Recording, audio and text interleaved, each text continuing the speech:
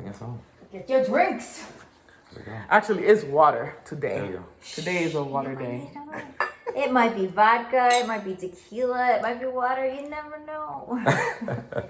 Hey guys. How you doing?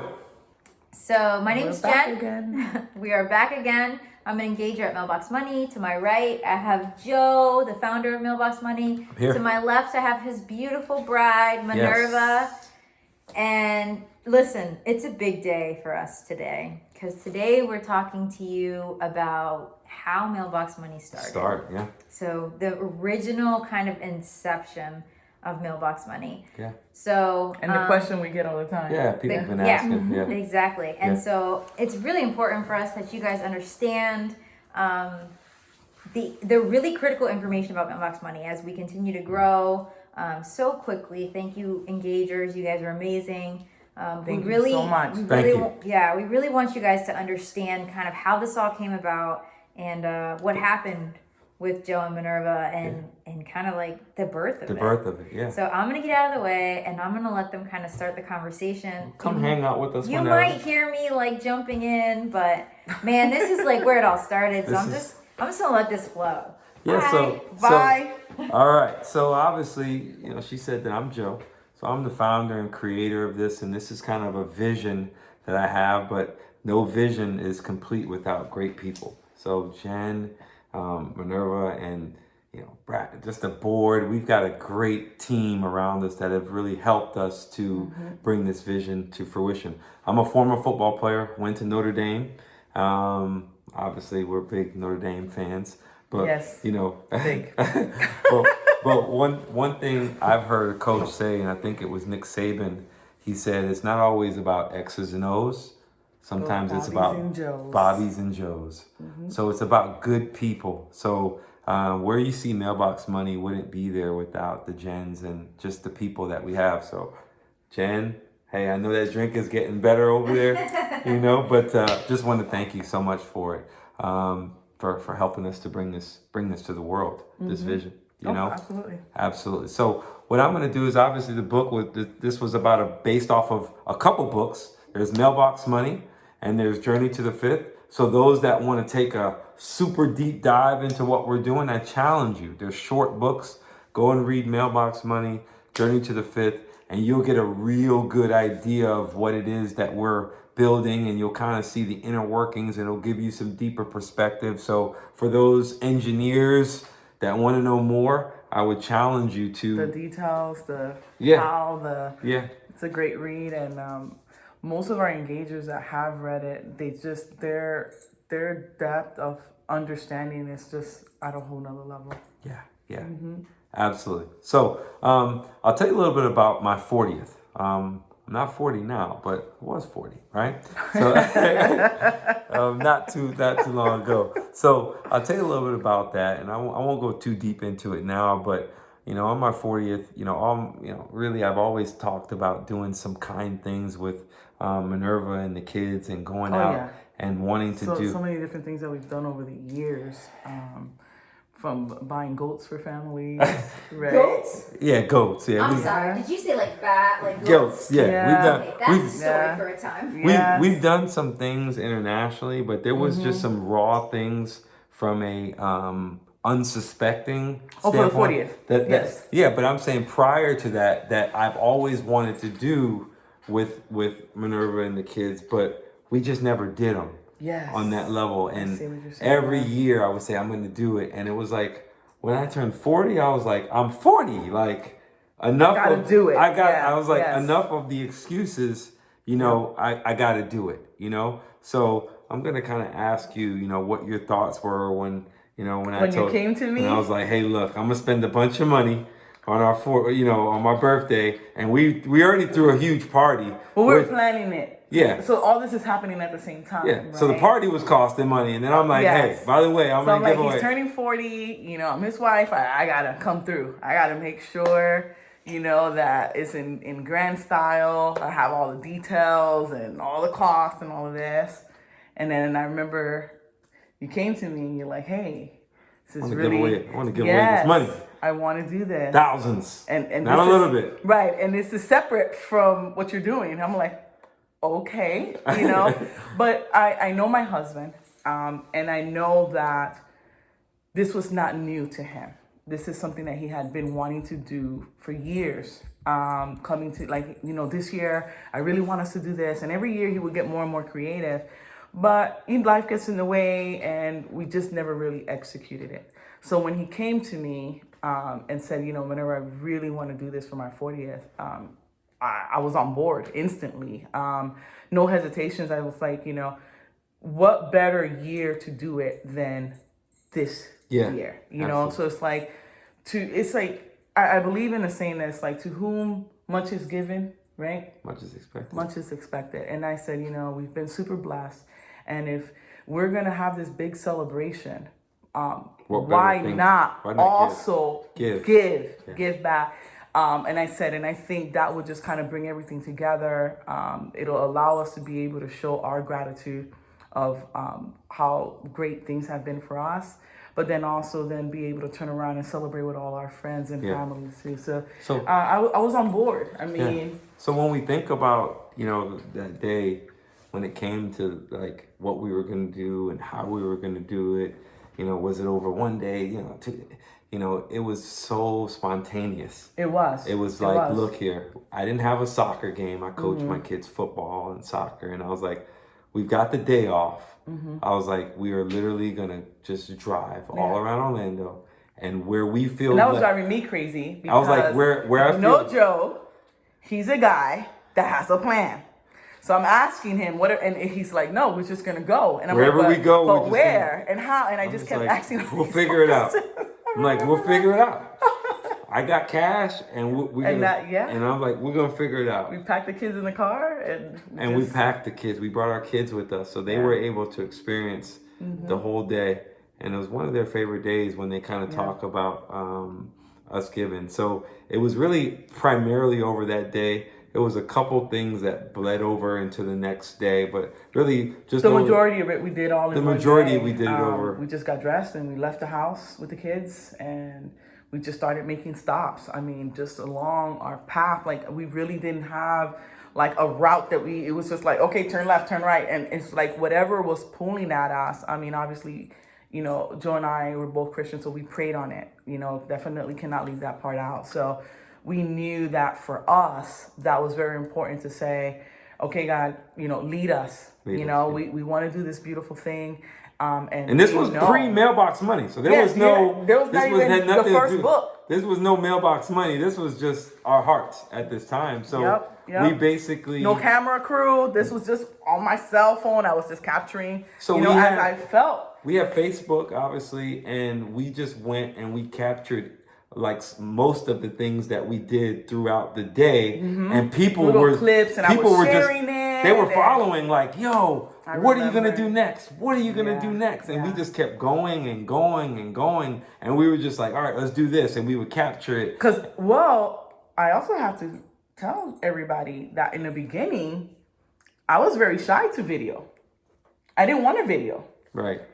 And then, cause you know how it is sometimes, right? When you're doing something and you don't want to feel like you're publicizing it or you're trying to make yourself look better or grander or whatever.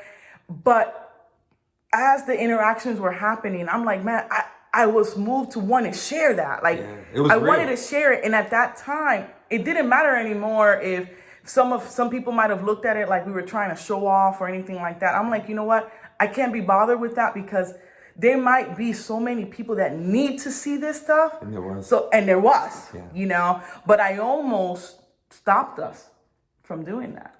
And that touched so many people that needed to see that. And had they not seen it, there wouldn't have been that same impact. But I mean. And not only that, too, we would have not known that there was a need for it from people wanting to come together. So we probably wouldn't even be sitting right here. No. Right now. So we kind of went around. We did simple things. where we stopped paid at the for gas. We went first. to laundromat. We bought groceries. We saw some homeless people on the side of the road. We paid bus fares. Bus fares, that's right. There was a person out there. We went to a few car washes with kids all the way to Stanford. Oh my gosh. We saw some kids out there with some fundraisers, and we just bought out the whole thing and said, "Go home, like we got how much do you need? Okay." And they were like, "What?" And we were like, "We got it." We saw law enforcement, and oh my goodness, we did some things for law enforcement and said, "Hey, you know what, man? We got you." It was like the ice cream, like an ice cream, or there was somebody that was doing the ice cream shop. Somebody that was doing was adopting, and we helped to sponsor them in their adoption. And what happened was we went to their house. As people saw us giving, right? What happened is that people were starting to message me directly, like, "Look, I got someone that needs this. I got someone that needs that." And they were getting so excited. They were like, "This lady is struggling. She needs her, water bill paid." I'm like, "Send me the information." It was a light bill I was too. like, "Paid." I've got fast do light. Someone else had like $600 light bill. I'm like, "You're good."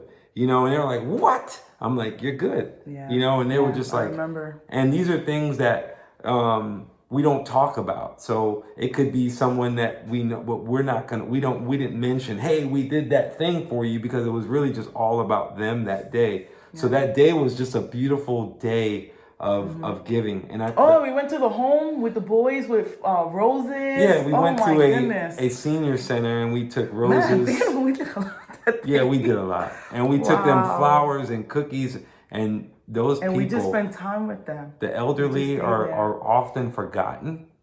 And they were just so happy to see someone in there with them that was like, wow. And it was surprising to us to even know that there was a facility right near us. Right by us. That we drove by all the time. Over 10 years, driving down the same road. And didn't even know. And it was one of our friends that pointed it out, and we just made it happen, So now, after this, like that night, we partied hard. Yes. Yes. Giving was done, and it was like, yes, we had a great time. We had a party bus. Like the 40 was like, it was an epic night. It was great. Yes. But what happened was after that night, it was the post of the 40th Giving Day. It was like, "Hey man, that party was real good." But no, the calls weren't about the party. The calls weren't about how good of a time we had and the VI. It wasn't about that. It was like, when are you going to do that thing again? The calls were about, "Hey, how can I be a part of that with you, Joe? Like, how can we get together and do something like that?" And that's when these light bulbs start. And then months after, I'm like, okay, it's just the time. And then months after, I'm traveling work-wise, doing that. I'm an advisor, so I'm traveling and I go to conferences in different places, and someone's like, "Man, that video." Multiple people said, "Joe, that video, those videos that you did, you don't know how it inspired me. How I was videos I almost didn't do. How I was in tears watching you do what you did." And I honestly didn't realize what we were doing was for other people. It was more of a selfish thing almost. Like, it was just like, this is something I wanted to do. Yes. It was not thinking about anybody else. It's the truth. It was just like, it wasn't to inspire or motivate. It wasn't none of that. Just it was, hey, I'm turning 40 and this is what I want to do. And that was it. So to get all those calls and texts, and you're absolutely right, months, year after saying, I mean, the first thing, if we didn't talk to someone for a while, and we're like, "Hey man, we here. Hey, I remember when you did," and they will go right back to that. And they would ask, like, "When are you gonna do it again?" I remember that all the time. And what can I do to support you doing that? Yeah.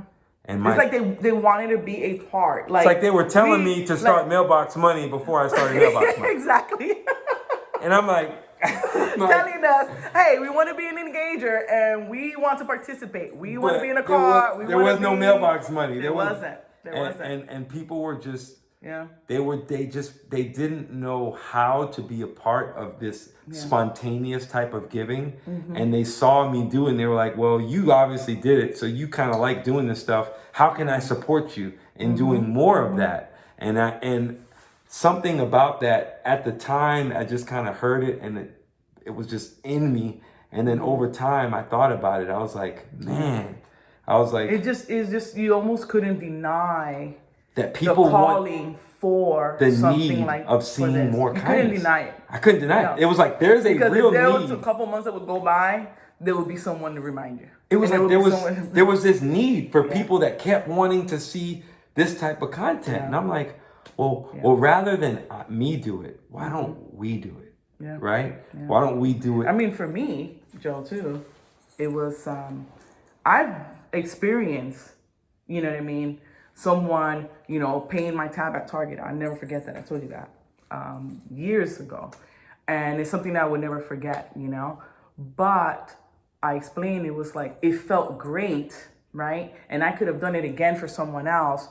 But to think that we could create like a system, like a group of people that felt this way and can do it together, and Amazing. We can all do a little bit to do it just started like really making our brains like really work and say, man, hold on, this might be a thing. Yeah, there's a lot of people that feel this way. Why don't we make this something official and turn it into an organization that people can be a part of on a continuous basis and see this kind of content and feel a part of it. Because and it doesn't have to be a birthday. No, but feel a part of, because what happens is, and I say this all the time, man, people do have the best intentions. Like, I believe there's so many people in the world with a heart to give, but life gets in the way.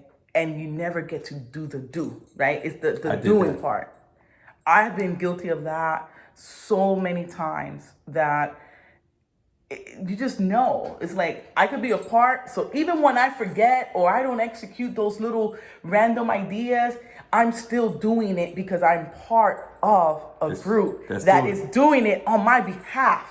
So I can still keep going to work and doing all this stuff with the kids. And if life keeps getting in the way and I am still a part of it.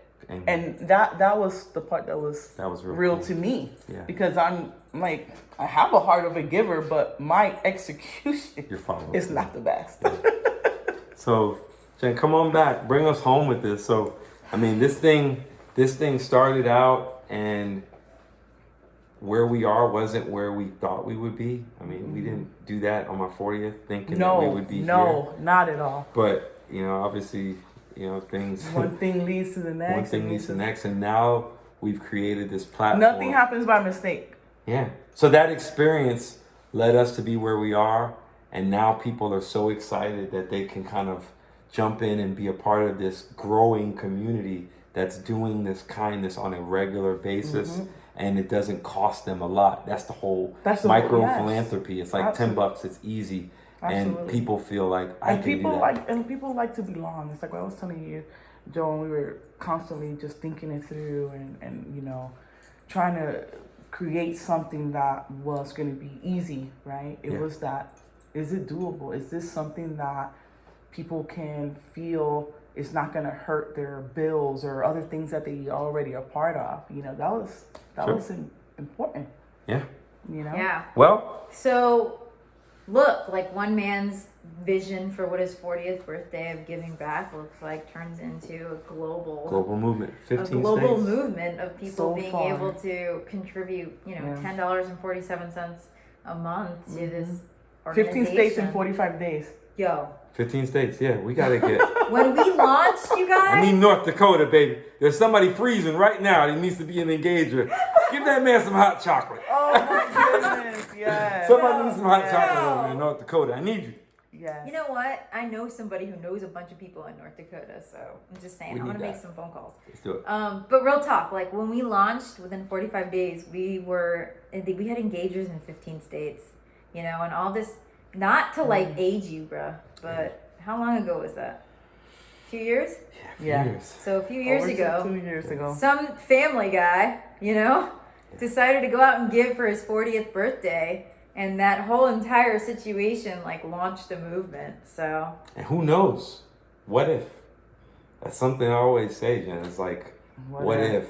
Yeah. Like, what if people get behind this kindness movement that we're doing? and there's millions. What impact could all of us have on this world? Or like, cause what mailbox money can look like? Oh, stupid, it's crazy. And that's It's what we're limitless. pushing. It's limitless. It's infinite Like we've thinking. said that like a million times. Like it's limitless. It's like, infinite thinking. Like between you guys, and you know, like it was birthed right here, really, like out of this home. But it doesn't happen without. But like it started here, and like in one day, like there was people outside of this home that were like, "Yo, how do I help make this keep going?" Yeah, like, you guys. Right, and then it was like all of you guys, and you know, from 15 different states that started jumping on board, and I mean, I'm one of you guys, right? Like I'm an engager, like a lot of you guys are, and if you guys believe in it, then you guys can be engagers too, if you're not already. But anyway. So, to the birth of Mailbox Money. To the birth. And happy belated 40th birthday. Hey, I'll go back. Yes. I'll go back. Cheers. I'll be 40. Even though my kids say I look 50, but I'm 40. Kids are the worst. We'll talk about that later. That's a whole nother chat. All right, guys. We'll talk to you soon. Thanks for joining us. Thank you.